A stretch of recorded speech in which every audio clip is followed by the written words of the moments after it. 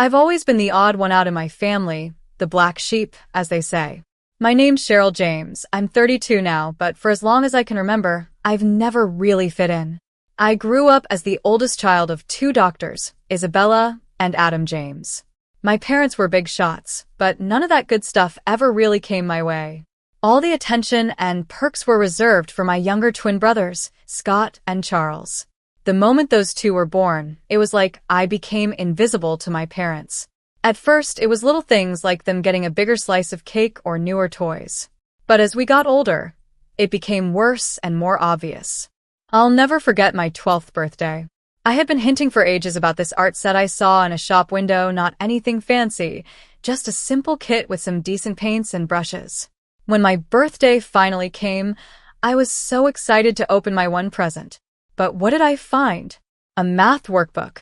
By the time I hit my teenage years, the favoritism was right in my face. Family trips were always based on what the boys wanted. If Scott wanted to go skiing, we'd be off to the slopes. If Charles got into surfing, it was straight to the beach. My ideas were always dismissed or ignored. Then came the whole college application process, still a sore subject. At 18, I fell in love with art restoration. I spent hours at the local museum, asking the staff a million questions about how they repaired old artwork. When I mentioned studying art restoration in college, my mom acted like I'd said I wanted to run away and join the circus. Art restoration? She laughed. Cheryl, be serious. That's not a real job. Scott even chimed in with a smug grin.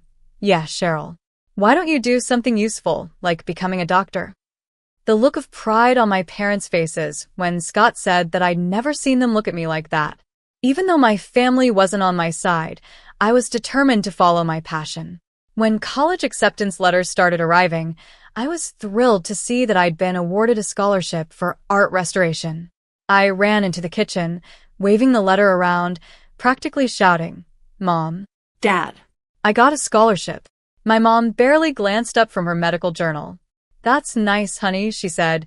Did you hear the boys got perfect scores on their SATs? The day I left for college felt worlds apart from the day the twins left 3 years later. I packed up my old laptop and my clothes from the thrift store, getting ready to catch the bus to my not-so-fancy state school. My parents were too busy with their work to even give me a ride to the bus station. But there was one person who always saw me for who I was, my grandma, Julie. She showed up that day, and just before I was about to leave, she pulled me aside. Cheryl, sweetie, she said, slipping a small envelope into my hand. I'm so proud of you. Don't ever forget that. Inside the envelope was a check. It wasn't enough to change my whole life, but it was enough to make things a little easier. But more than the money, what really mattered was that she noticed me. That meant everything. College was a bit of a mixed experience for me. On one hand, I was finally free from always being compared to Scott and Charles. I could focus on my studies without feeling like I had to compete for attention. But on the other hand, money was tight, really tight. I was barely managing on my scholarship and part-time jobs. Meanwhile, I'd hear about all the fun things my brothers were doing through family calls and social media, fancy frat parties, spring break trips to crazy places, internships at big hospitals, all paid for by our parents, of course. As time passed, I threw myself into my studies. Art restoration became more than just a job I wanted. It became my escape, my happy place. There was something so satisfying about bringing beauty back to old, forgotten pieces, about revealing the hidden potential under layers of dirt and damage. In my final year, I landed an internship at a small but respected museum. The work wasn't glamorous, it was mostly cleaning and organizing, but it was a step in the door, and I was thrilled. When I called home to share the good news, my mom's response was exactly what I expected, barely interested. Oh, that's nice, dear, she said, sounding distracted. Did you hear about Scott's research paper? It's going to be published in a major medical journal. I held back a sigh. That's great, Mom. Listen, I was thinking of coming home for a weekend soon. Maybe we could. Oh, I'm not sure that's a good idea, she cut me off quickly. Your father and I will be really busy. We're helping the boys with their research papers, you understand, right? As I hung up the phone, that familiar mix of anger and hurt started building in my chest again. But this time, There was something different, a small spark of defiance, of determination. I looked around my small dorm room, art books stacked on my desk and a half-finished restoration project taking up most of the floor. This was my world now, a world I had built on my own despite everything. Forget them, I muttered to the empty room. I don't need their approval. But even as I said it, deep down I knew it wasn't true. A small part of me still wanted my parents to notice me, still hoped that one day they would see who I really was. Graduation came and went without much attention from my family. My big day was celebrated with a quick dinner at a chain restaurant. "So, Cheryl, what's next?" Dad asked, barely looking up from his menu. I straightened up and tried to sound confident. "I actually got a job offer from a museum in Los Angeles." Dad frowned. "I don't know, Cheryl. Los Angeles is expensive. How much does this job pay?" I felt my face get hot as I mumbled the not-so-great starting salary. The disappointment on their faces was hard to miss. The rest of the dinner was a blur of subtle criticism and more comparisons to Scott and Charles's academic success. As we were leaving the restaurant, Grandma Julie pulled me aside. "Don't let them dim your light, my dear," she whispered, slipping another small envelope into my hand. "Go to Los Angeles and chase your dreams." Inside the envelope was a check just enough to cover my first month's rent in the city. I hugged her tightly, trying not to cry.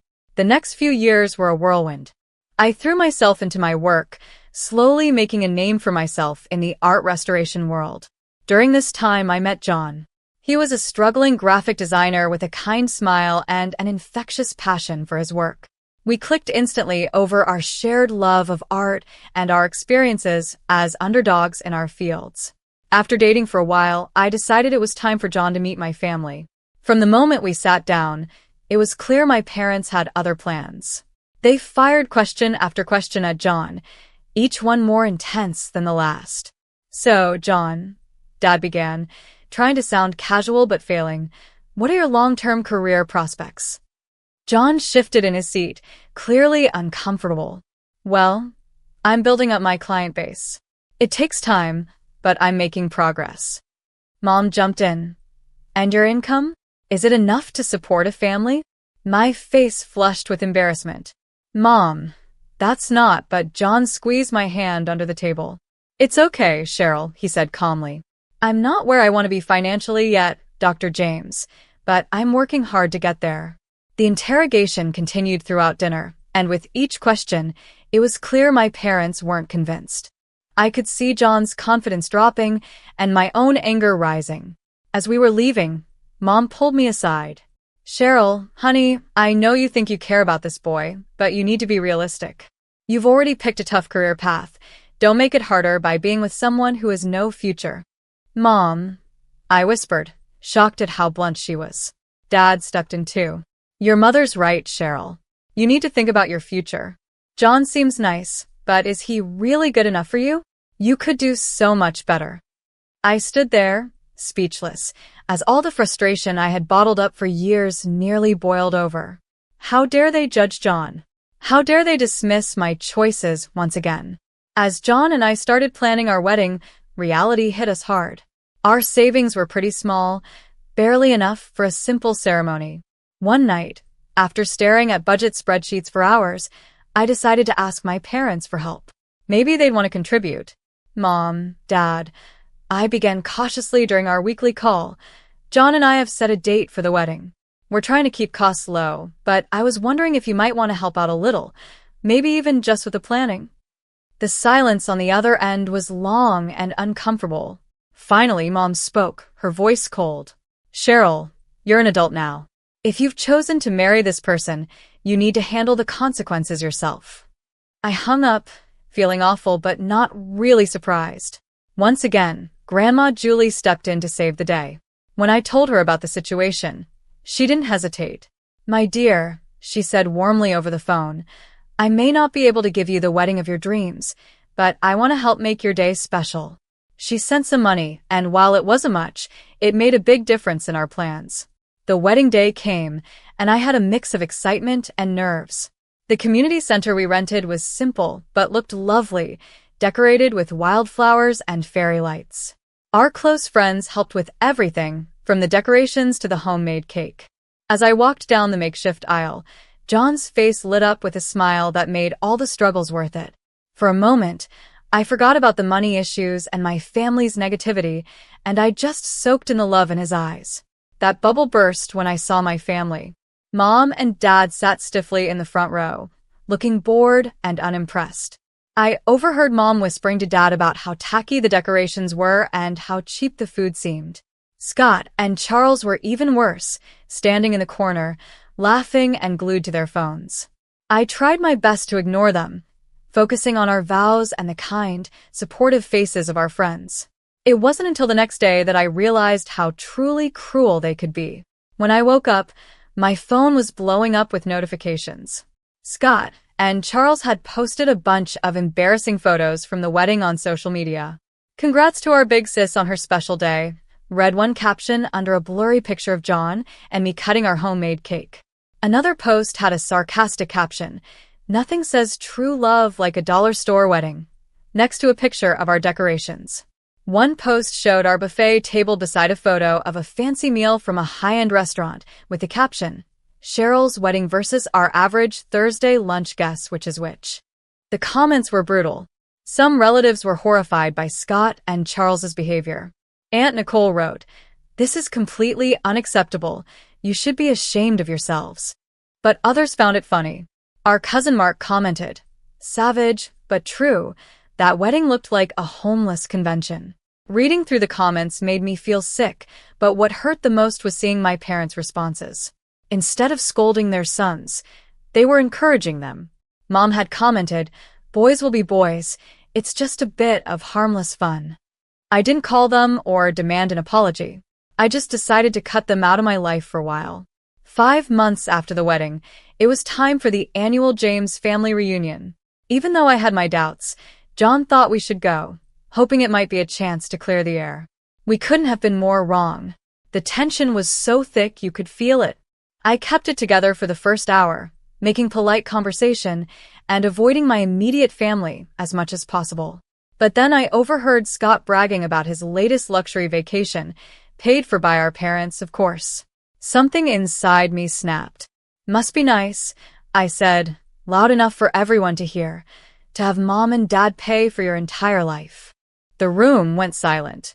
Scott stared at me, speechless. "What's that supposed to mean?" he finally asked. "You know exactly what it means," I replied, all the frustration I had buried for years boiling over. "You and Charles get everything handed to you on a silver platter, while I've had to fight for every bit of recognition or support." Mom stepped forward, her face red with anger. "Now, Cheryl, you're being ridiculous. We've always treated you kids equally." I let out a bitter laugh. "Equal? Are you serious? Let's talk about equal," I said, counting on my fingers.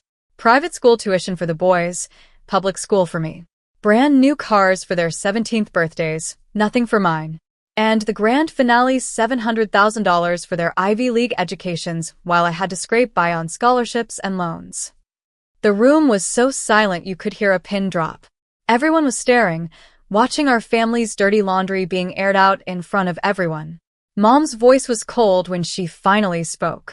"If you're so obsessed with money, Cheryl, maybe you should have married someone rich instead of your poor husband."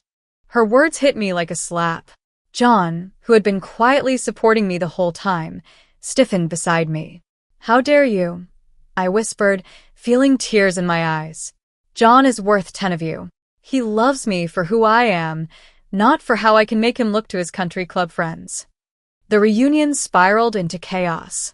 Everyone started yelling, dragging up old grudges, years of anger spilling out. In the middle of it all, a strong voice rose above the noise. "Enough!" Everyone turned to see Grandma Julie standing up. Her normally kind face looked stern and angry. "I've watched this family fall apart for years, and I won't stand for it anymore," she said firmly. "Isabella, Adam, your treatment of Cheryl has been shameful.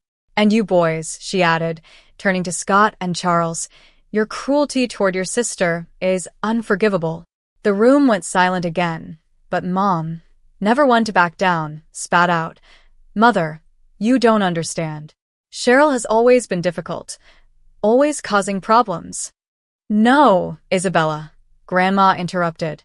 The only problem here is your obvious favoritism and your refusal to see the damage you've done. I looked around at the shocked faces of my relatives, at Grandma standing tall, at my parents' anger, and my brother's smug expressions. In that moment, something inside me broke, but then it came back together, stronger. I'm done, I said quietly but firmly. I'm done trying to get your approval, done being part of this toxic family. John and I are leaving, and don't bother trying to contact us. The months that followed were tough, but John was my rock through it all. He held me when the sadness hit, celebrated the little victories, and never once made me feel bad for the family drama I'd brought into our lives. Life has a strange way of surprising you when you least expect it. It all started with a phone call. John had been working tirelessly for weeks, pouring everything he had into a pitch for a major client. The call came on a sunny Thursday morning. I could tell from the look on John's face that something big had just happened. "We got it," he whispered, barely able to speak. "Cheryl, we got the contract." The next few months were a whirlwind. John's small design firm blew up overnight, and that big client opened doors we never thought we'd see. Suddenly, we weren't just getting by anymore, we were doing really well. But with all that success came an unexpected problem. My phone started lighting up with notifications. Friend requests from family members I had blocked long ago, messages from distant relatives who suddenly wanted to catch up. And then, the call I had been dreading. "Cheryl, sweetheart," my mom's sugary sweet voice came through the line. "We heard the wonderful news about John's business. We always knew you two would make it." The calls kept coming. My father chimed in, saying how proud they were and how they'd always believed in us. I sat there, stunned and getting angrier with every lie. "We'd love to see you," Mom chirped. "Maybe we could have dinner and celebrate your success as a family." That snapped me out of it. "As a family?" I repeated, my voice hard. "We haven't been a family for a long time, and that's not going to change just because our bank account has." I stuck to my decision. When my parents showed up at our door unexpectedly, I didn't let them in. When they sent expensive gifts, I sent them back unopened. Instead, John and I focused on building the life we had always dreamed of. We worked hard, saved wisely, and soon enough, we were signing papers for a beautiful apartment right in the middle of the city. Excited to share our happiness, I posted a photo on social media. It was a simple shot, John and I, holding the keys, standing in front of our new home. Next to it was a picture from our most recent visit with Grandma Julie, her proud smile shining for the camera. I captioned it, "New beginnings and old love. Grateful for those who've been there through it all."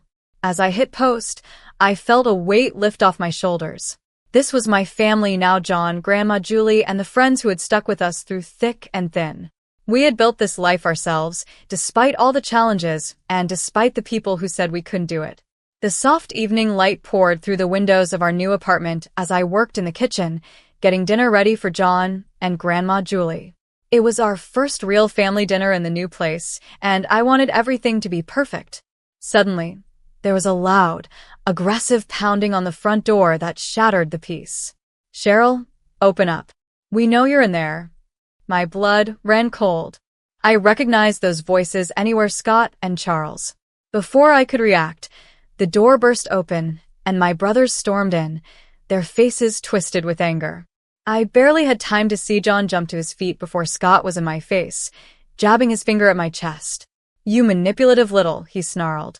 "We always knew you were playing the long game, but this is low, even for you." I stumbled back, shocked by the venom in his voice. "What are you talking about?" I asked. Charles laughed, a harsh, mean sound. "Don't play dumb, Cheryl. We saw your little social media post, showing off your new apartment, posing with Grandma. You think we can't figure it out?" It hit me what they were accusing me of.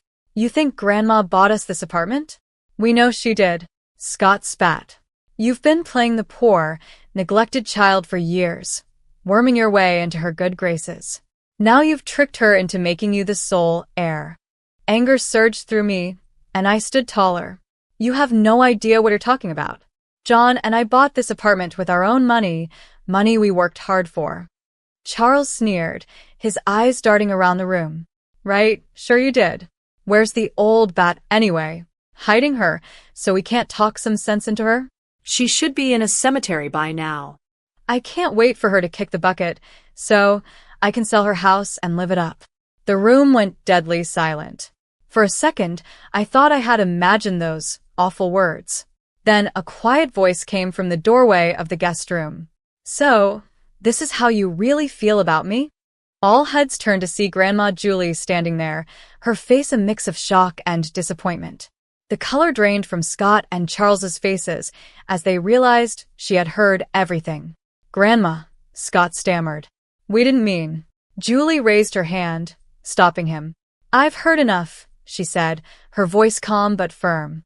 Now I understand who truly values me and who sees me as just a meal ticket. Her words gave me the strength to speak. I think you both need to leave now. For a moment, it looked like they might argue, but one look at Grandma's hurt yet resolute face made them back down. They slunk toward the door, muttering weak excuses. The aftermath of that evening hit like a storm. My phone wouldn't stop buzzing, filled with calls and messages. Each one reminded me of the mess that had blown up. Mom's name flashed on the screen for what felt like the 100th time, and against my better judgment, I considered answering. I answered the call. Cheryl. Mom's voice was sharp, not sounding like a mother at all. You need to fix this. Your grandmother is furious with the boys. You need to smooth things over and tell her it was all a misunderstanding. I let out a bitter laugh. A misunderstanding? They broke into my home and said they couldn't wait for her to die so they could sell her house. How is that a misunderstanding? They didn't mean it. Dad jumped in, clearly on speakerphone. You know how the boys can be, they were just upset. Upset about what? I challenged. That John and I bought an apartment with our own money? That Grandma loves me. Mom's voice turned sweet, but fake. Sweetheart, we know you've always felt left out, but you need to think about what's best for the family. Your brothers deserve that inheritance. Don't be selfish. Something inside me snapped. Years of frustration and pain boiled over. Selfish? You're calling me selfish? After years of favoritism, ignoring my achievements, and treating John and me like we don't matter? Now, you have the nerve to ask me to give up an inheritance I never even asked for.